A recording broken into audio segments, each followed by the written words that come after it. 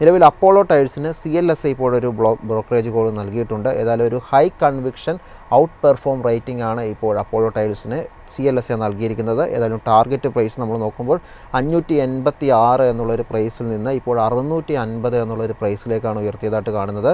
Margin improvements continue ചെയ്യുന്നു എന്നുള്ളൊരു വിലയിരുത്തലാണ് നിലവിൽ അപ്പോളോ ടയർസിന് CLSA നൽകിയിരിക്കുന്നത്. മാത്രമല്ല മാനേജ്മെൻറ്റിൻ്റെ ഒരു സെക്കൻഡ് ക്വാർട്ടറിലെ അവരുടെ ഒരു പെർഫോമൻസ്, ഗ്രോത്ത്, പ്രോഫിറ്റബിലിറ്റി അത്തരത്തിലുള്ള കാര്യങ്ങളിലൊക്കെ വളരെ ഒപ്റ്റിമിസ്റ്റിക് ആയിട്ടുള്ളൊരു വ്യൂ ആണ് ഉള്ളത് എന്നുള്ളൊരു വിലയിരുത്തലുകൂടി CLSA ഇപ്പോൾ അപ്പോളോ ടയർസിന് നൽകുന്നു. ഇന്ത്യ ഗ്രോസ് മാർജിൻ നോക്കുമ്പോൾ ഇമ്പ്രൂവ് ചെയ്തതായിട്ടാണ് നിലവിൽ കാണാൻ സാധിക്കുന്നത്. ഇത്തരത്തിലുള്ള വളരെ പോസിറ്റീവായിട്ടുള്ള കാര്യങ്ങളൊക്കെ നിലനിർത്തിക്കൊണ്ട് തന്നെയാണ്, അല്ലെങ്കിൽ അത്തരത്തിലുള്ള ഒരു കൺവിക്ഷനൊക്കെ വെച്ചുകൊണ്ട് തന്നെയാണ് CLSA അപ്പോളോ ടയേഴ്സിന് ഇപ്പോൾ ഒരു ഹൈ കൺവിക്ഷൻ ഔട്ട് പെർഫോമൻസ് നൽകിയിരിക്കുന്നത്.